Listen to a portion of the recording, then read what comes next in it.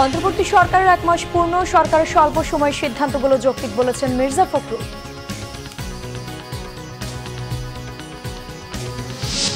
যৌথ বাহিনীর পাহারায় খুলে দেওয়া হয়েছে আশুলিয়ার সব পোশাক কারখানা, কাজে যোগ দিয়েছে শ্রমিকরা।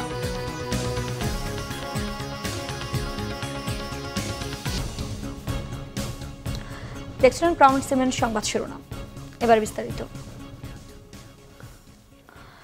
ডক্টর মোহাম্মদ ইউনূসের নেতৃত্বাধীন অন্তর্বর্তী সরকারের 1 মাস পূর্ণ হলো আজ। ছাত্র জনতার অভ্যুত্থানের মুখে 5 অগাস্ট শেখ হাসিনার সরকারের পতন হয়। 3 দিন পর 8 অগাস্ট নোবেল বিজয়ী ডক্টর মোহাম্মদ ইউনূসকে প্রধান উপদেষ্টা করে অন্তর্বর্তী সরকার গঠিত হয়। প্রধান উপদেষ্টা সহ এই সরকারের সদস্য সংখ্যা 21। উপদেষ্টা মণ্ডলীতে রয়েছেন বৈষম্য বিরোধী ছাত্র আন্দোলনের 2 সমন্বয়ক নাহিদ ইসলাম ও আসিফ মাহমুদ। এছাড়া প্রধান উপদেষ্টা 2 জন বিশেষ সহকারী, 1 জন আন্তর্জাতিক বিষয়ক বিশেষ দূত আছেন। মানবাধিকার, অর্থনীতি, প্রশাসন, পুলিশ ও আইন শৃঙ্খলা সহ নানা ক্ষেত্রে বেশ কিছু সিদ্ধান্ত, পদক্ষেপ সহ বিভিন্ন ব্যবস্থা নিয়েছে অন্তর্বর্তী সরকার। 1 মাস উল্লেখযোগ্য বিষয়গুলোর মধ্যে রয়েছে 1 জুলাই থেকে 5 অগাস্ট পর্যন্ত ছাত্র জনতার আন্দোলন দমন করতে যেসব ফৌজদারি মামলা হয়েছে সেগুলো প্রত্যাহার, সন্ত্রাস দমন আইন এবং সাইবার নিরাপত্তা আইনে করা মিথ্যা ও হয়রানিমূলক মামলাগুলো দ্রুত প্রত্যাহারের ব্যবস্থা গ্রহণের সিদ্ধান্ত।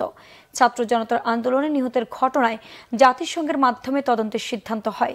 6 অগাস্ট দ্বাদশ জাতীয় সংসদ ভেঙে দেন রাষ্ট্রপতি মোহাম্মদ শাহাবুদ্দিন। 2 সেপ্টেম্বর জাতীয় সংসদের স্পিকার শিরীন শারমিন চৌধুরী পদত্যাগ করেন। 10 অগাস্ট প্রধান বিচারপতি ওবায়দুল হাসান এবং আপিল বিভাগের 5 বিচারপতি পদত্যাগ করেন।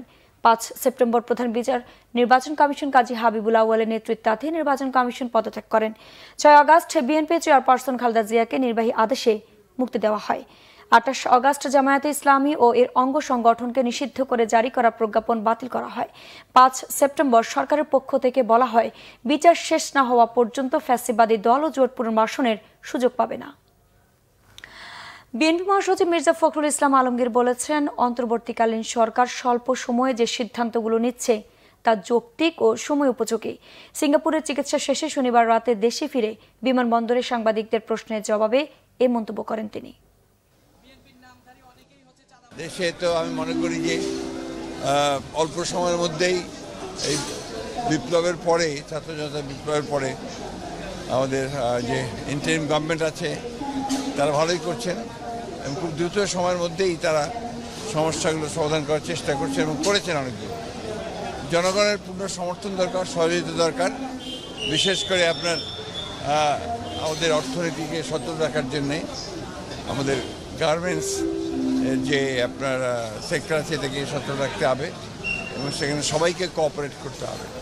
অন্যান্য ক্ষেত্রেও, আইন শৃঙ্খলা রক্ষার ক্ষেত্রেও সকল রাজনৈতিক দল, সমস্ত সংগঠন, সমস্ত ব্যক্তি, দেশপ্রেমিক মানুষ সকলকে ঐক্যবদ্ধ হয়ে কাজ করতে হবে।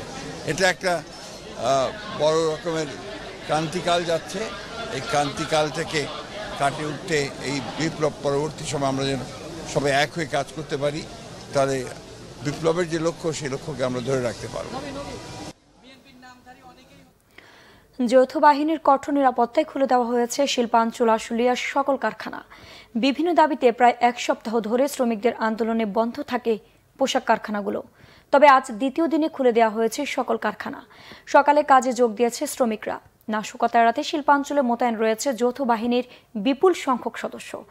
ঢাকা শিল্প পুলিশ 1-এর পুলিশ সুপার সারওয়ার আলম জানান, আন্দোলনের মুখে কয়েকদিন বন্ধ থাকা নিশ্চিন্তপুরের আল মুসলিম অ্যাপারেলস সহ বন্ধ কারখানাগুলো খুলেছে। যে কোনো অপ্রীতিকর ঘটনা রোধে কঠোর অবস্থানে আইন শৃঙ্খলা বাহিনী। আজ আত্মপ্রকাশ হতে যাচ্ছে রাজনৈতিক সংগঠন জাতীয় নাগরিক কমিটি। বিকাল 4:30টায় কেন্দ্রীয় শহীদ মিনারে দলটির আনুষ্ঠানিক আত্মপ্রকাশ অনুষ্ঠান হবে। শনিবার এক সংবাদ বিজ্ঞপ্তিতে এ তথ্য জানানো হয়। বিজ্ঞপ্তিতে বলা হয়, বৈষম্য বিরোধী ছাত্র আন্দোলনের নেতৃত্বে দেশের সর্বস্তরের জনগণের অংশগ্রহণ ও সহস্রাধিক শহীদ ও আহতদের আত্মত্যাগের বিনিময়ে ফ্যাসিস্ট শাসক শেখ হাসিনার পতন ঘটেছে। এতে আরও বলা হয়, ছাত্র জনতার অভ্যুত্থান যে নতুন রাজনৈতিক ভাষা ও জনগোষ্ঠীর সম্ভাবনা হাজির করেছে তা বাস্তবায়ন করতে হলে বাংলাদেশকে নতুন করে গঠন করতে হবে। গণপরিষদের মাধ্যমে নতুন গণতান্ত্রিক সংবিধান প্রণয়ের ব্যাপারে সমাজে ক্রিয়াশীল বিভিন্ন রাজনৈতিক পক্ষ ও সামাজিক সাংস্কৃতিক উদ্যোগের সঙ্গে মত আদান প্রদানের মাধ্যমে নতুন ঐতিহাসিক বোঝাপড়ায় উপনীত হওয়া এবং সেই মোতাবেক বাংলাদেশের জনগণকে সংগঠিত করা আমাদের অন্যতম উদ্দেশ্য। ঠাকুরগাঁওয়ে রয়েছে সাবেক পররাষ্ট্র প্রতিমন্ত্রী শাহরিয়ার আলমের বাগানবাড়ি। 25 বিঘার এ বাগানবাড়ির নাম North Bengal Agro Farms Limited. স্থানীয়দের অভিযোগ, কেনা জমির আড়ালে জমি জবরদখল করে বাগানবাড়ি করেছেন তিনি। অন্যের পৈতৃক সম্পদ ও সরকারি সম্পত্তিও বাদ যায়নি। প্রভাব খাটিয়ে ফার্মের নামে কয়েক কোটি টাকার ঋণ নেওয়ার অভিযোগ রয়েছে সাবেক এই প্রতিমন্ত্রীর বিরুদ্ধে। ঠাকুরগাঁও প্রতিনিধি খোদা বক্স ডাব্লু তথ্য ছবিতে ডেস্ক রিপোর্ট। চারপাশে পুকুর, আম, লিচু আর সুপারি গাছের সারি সারি বাগান, সঙ্গে লাখ টাকার বনসাই সহ আলিশান এ বাগান বাড়িটির মালিক সাবেক পররাষ্ট্র প্রতিমন্ত্রী শাহরিয়ার আলম। সদর উপজেলার শালন্দর চৌধুরী হাট বাজারের পূর্ব পাশের এই বাড়িতে সাধারণের প্রবেশ ছিল নিষেধ। এলাকাবাসীর কাছে এটি ছিল ধোঁয়াশা প্রাচীর বেষ্টিত অ্যাগ্রো ফার্ম। এখানে হয়নি কোনো কর্মসংস্থান, বরং সুগার মিলের জমি লিজ নিয়ে যে আবাদ স্থানীয়রা করতেন তাও বন্ধ হয়ে গেছে নর্থ বেঙ্গল অ্যাগ্রোর চড়া মূল্যে লিজ নেয়ার কারণে। অন্যের জমি দখলে নেয়া এবং বিনা অনুমতিতে ওয়াকফ স্টেটের সম্পত্তি কেনার অভিযোগ রয়েছে সাবেক এ প্রতিমন্ত্রীর বিরুদ্ধে। বারবার বিভিন্ন কর্তৃপক্ষের কাছে অভিযোগ করেও কোনো সুরাহা পাননি ভুক্তভোগীরা। এখানে ফার্ম হওয়ার পরে আমরা অনেকে আশা করছিলাম যে আমাদের এলাকা যেহেতু কৃষি প্রধান এলাকা, এখানে অনেক লোকের কর্ম হবে, গ্রামের লোক কাজ করবে, আমাদের এলাকা হয়তো উন্নয়ন হচ্ছে। তো আমরা দেখি যত দিন যাচ্ছে আমরা দেখতে পাচ্ছি যে এলাকার লোক কর্ম করবে দূরের কথা, এলাকার লোক ওখানে কেউ প্রবেশই করতে পারছিল না। তো ওনারা আসার পরে এখানে আশেপাশে যে ইক্ষু খামার ফার্মগুলো আছে, এই ফার্মগুলোর জমিগুলো খুব বেশি দামে নিত ওরা নিয়ে। আমরা যে গরিব মানুষ চাষাবাদ করতাম ওই লিজে নিয়ে জমিগুলো, এগুলো আমাদের আর কোনোদিন হয় না। আমরা চাই এটা একটা সুষ্ঠু সমাধান হোক, অবৈধ জমিগুলো যার যা তাদেরকে ফেরত দেওয়া হোক।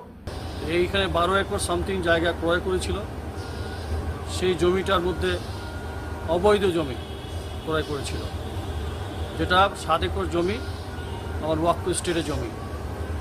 এটা আমি মতোয়ালি থাকা অবস্থায় এটা প্রতিবাদ করেছিলাম।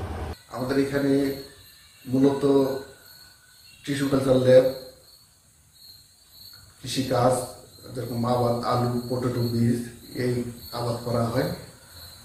আর পুকুর আছে, গরু খামার ছিল, বন্ধ করা হয়, গরু খাবার এখন নাই। এতদিনে অভিযোগের তদন্ত নেমেছে দুদক। এসব সম্পত্তি কিভাবে নেওয়া হয়েছে, অন্যদিকে তার কত জমি আর সম্পত্তি আছে সেসব বিষয় খতিয়ে দেখার দাবি এলাকাবাসীর। Bangla vision news desk. দর্শক, ছিল এখনকার মতো। পরের সংবাদ সকাল 11টায়। এছাড়া বাংলা ভিশন সংবাদ ও সংবাদ সংশ্লিষ্ট অনুষ্ঠান দেখতে ভিজিট করুন www.bvnews24.com ও facebook.com/banglavisionnews এবং সাবস্ক্রাইব করুন youtube.com/banglavisionnews। ধন্যবাদ।